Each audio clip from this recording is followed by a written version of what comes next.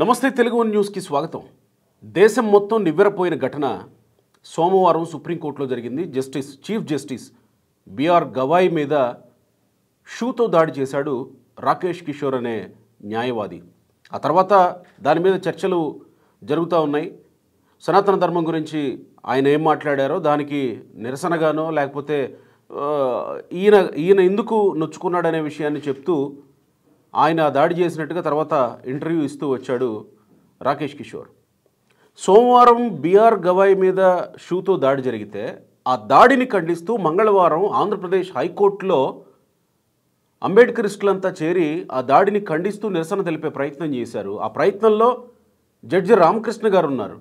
సోమవారం బిఆర్ గవాయ్ మీద దాడి జరిగింది, చీఫ్ జస్టిస్ బిఆర్ గవాయ్ మీద దాడి జరిగింది. జడ్జి రామకృష్ణ గారి మీద మంగళవారం ఆంధ్రప్రదేశ్ హైకోర్టులో దాడి జరిగింది. అసలు ఎందుకు హైకోర్టులో అలాంటి పరిస్థితి వచ్చింది? నిరసన కార్యక్రమంలో నిరసన వ్యక్తం చేయడానికి వెళ్ళిన అంబేద్కరిస్ట్ అయిన జడ్జి రామకృష్ణ గారి మీద ఎందుకు దాడి జరిగింది? ఆయన మనతో లైవ్లో జాయిన్ అవుతున్నారు. రామకృష్ణ గారు నమస్కారం. నమస్కారం గోపి గారు. నమస్కారం. ఏం జరిగింది అసలు అక్కడ? ఎందుకు మీ మీద దాడి జరగాల్సిన పరిస్థితి అక్కడ? గోపి గారు, నేను నిన్నటి దినం రాష్ట్ర అత్యున్నత న్యాయస్థానమైనటువంటి హైకోర్టుకు వెళ్ళడం జరిగింది. అక్కడ వాస్తవానికి మన అంబేద్కరిస్ట్ న్యాయవాదులందరూ కూడా గౌరవ భారత ప్రధాన న్యాయమూర్తి జస్టిస్ బిఆర్ గవాయ్ గారిపై జరిగినటువంటి అమానుష దాడిని ఖండిస్తూ నిరసన తెలియజేయాలని ఒక ప్రోగ్రాం డిజైన్ చేశారు. దానికి నన్ను ఆహ్వానించారు. నేను ఆ కార్యక్రమంలో పాల్గొనాలని అక్కడికి వెళ్ళాను. అక్కడ జరిగింది ఏంటంటే, వాస్తవానికి నేను బార్ అసోసియేషన్ ఏమైనా ఈ కార్యక్రమాన్ని చేపడుతోందా, బార్ అసోసియేషన్ ప్రెసిడెంట్ ఆధ్వర్యంలో జరుగుతుందా అన్న అనుమానంతో నేను అడిగాను అక్కడ నిర్వాహకుల్ని. వాళ్ళు నాకు చెప్పడం ఏంటంటే, సార్ ఇది అంబేద్కరేట్ అడ్వకేట్స్ ఆర్గనైజ్ చేస్తున్నారు, బార్ అసోసియేషన్ ప్రెసిడెంట్ గారు దీని గురించి స్పందించలేదు కాబట్టి మేము సపరేట్గా చేస్తున్నామని నాకు సమాచారం ఇవ్వడంతో నేను ఇబ్బంది లేదని అక్కడికి వెళ్ళాను. ఎందుకు ఇబ్బంది లేదని అంటున్నానంటే, ఇక్కడ ఆంధ్రప్రదేశ్ హైకోర్టు అడ్వకేట్ అసోసియేషన్ ప్రెసిడెంట్గా ఉన్నటువంటి పి చిదంబరం గారు, ఇతను దళిత వ్యతిరేకి. దళితులంటే గిట్టనివాడు, దళితులంటే చాలా చిన్నచూపు ఉన్నవాడు ఈ పి చిదంబరం. ఆయన ఆధ్వర్యంలో జరిగితే నేను వెళ్ళకూడదని నిర్ణయం తీసుకున్నాను. కానీ ఇది అంబేద్కరేట్ అడ్వకేట్స్ నిర్వహణ కాబట్టి నేను వెళ్ళాను. అక్కడికి వెళ్ళిన తర్వాత మేమందరూ ప్లే కార్డ్స్ పట్టుకొని నిరసన తెలియజేస్తుంటే మధ్యలో వచ్చి ఈ చిదంబరం అనే వ్యక్తి, ఆయన అనుచరులందరూ ఆ కార్యక్రమంలోకి చొరబడ్డారు. ఆయన కూడా ఆయన వాయిస్ వినిపించాడు. ఆయన వాయిస్ వినిపించిన తర్వాత నన్ను మాట్లాడమని అక్కడ నిర్వాహకులందరూ కూడా బలవంతం చేస్తే నేను వద్దన్నా. ఎందుకంటే న్యాయవాదులు కదా, ఏదైనా ప్రాబ్లం వస్తుందంటే ఇది న్యాయవాద అసోసియేషన్ సంబంధం లేదు, ఇది కేవలం అంబేద్కరేట్ ఆర్గనైజేషన్ చేస్తున్నటువంటి కార్యక్రమం కాబట్టి, మీరు ఒక న్యాయవాద వర్గానికి చెందిన వాళ్ళు కాబట్టి, మీరు ఒక జడ్జి కాబట్టి మిమ్మల్ని గౌరవ అతిథిగా పిలిచాము కాబట్టి మీరు వాయిస్ ఇవ్వండి అంటూ వాళ్ళు నన్ను అడిగారు. నేను నా వాయిస్ ఇవ్వబోయాను. నేను ప్రారంభం చేసిన తర్వాత నా ఉద్దేశం ఏంటంటే, ప్రపంచ దేశాల్లో ఈ సంఘటన భారతదేశాన్ని కొంచెము ఇబ్బందులు గురి చేసింది. భారతదేశ ప్రజల ప్రతిష్టకు భంగం కలిగించేటువంటి చర్య ఇది. దీనిపైన రేపు యునైటెడ్ నేషన్స్కి వెళుతున్నటువంటి ఎంపీల బృందం ఏదైతే ఉందో ఆ బృందములో ఉన్నటువంటి సభ్యులు రేపొద్దున యునైటెడ్ నేషన్స్లో ఎటువంటి సమాధానం ఇవ్వబోతున్నారు ఈ సంఘటన గురించి. అదేవిధంగా మన రాష్ట్రం నుంచి కూడా వైఎస్ఆర్సీపీ తరఫున మిథున్ రెడ్డి గారు అక్కడికి వెళ్తున్నారు అన్నాడు. అంతేనండి.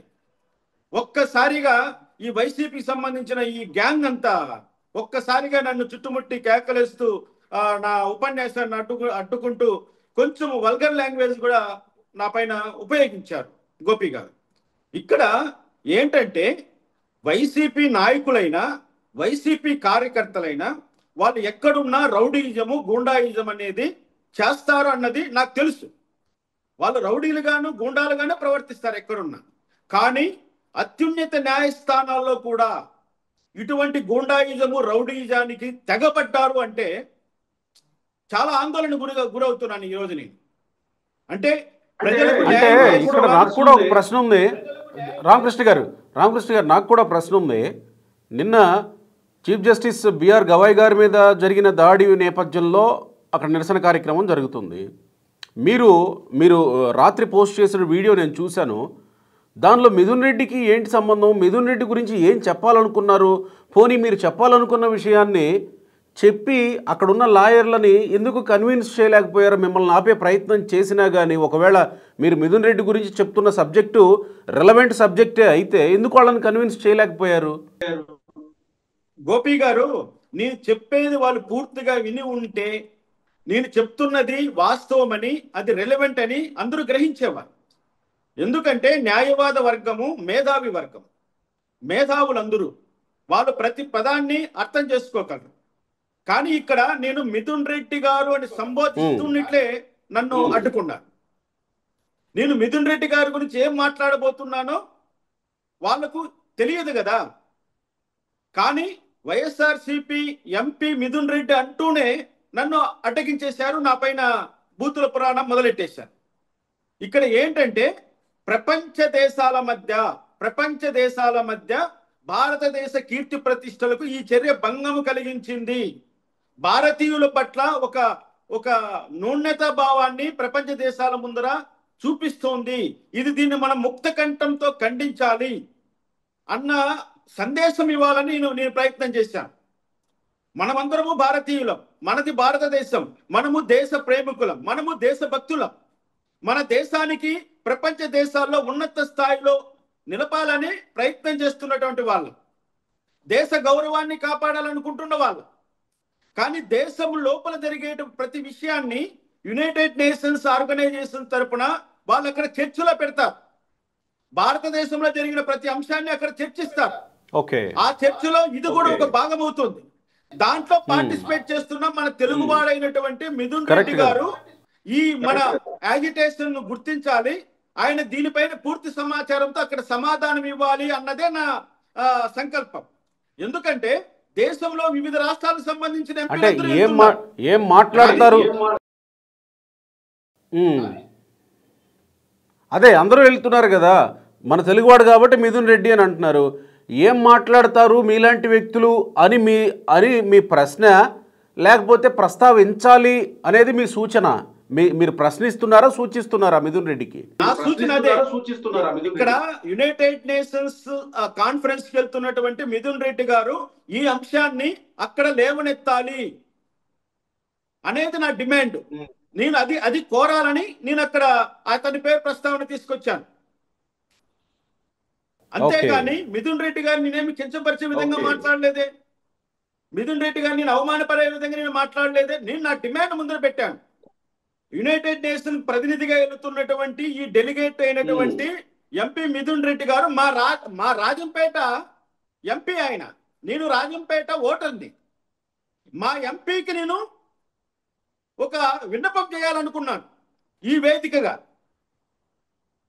అంటే ఒక కుల వివక్ష జరిగింది ఇక్కడ భారతదేశంలో. అత్యున్నత న్యాయస్థానంలో అత్యున్నత ప్రధాన న్యాయమూర్తికే కుల వివక్ష ఎదుర్కోవలసి వచ్చిన పరిస్థితులు ఇక్కడ ఉన్నాయి. కాబట్టి ఈ విషయాన్ని మీరు ప్రపంచ వేదికగా యునైటెడ్ నేషన్స్ లో మాట్లాడాలి మా ఎంపీ గారని ఆయన ప్రస్తావన తెచ్చాడు. నేను ఆ నియోజకవర్గ ఓటర్ని. ఇందులో ఏమి తప్పు ఉంది అనేది నేను ఈరోజు అందరినీ ప్రశ్నిస్తున్నాను.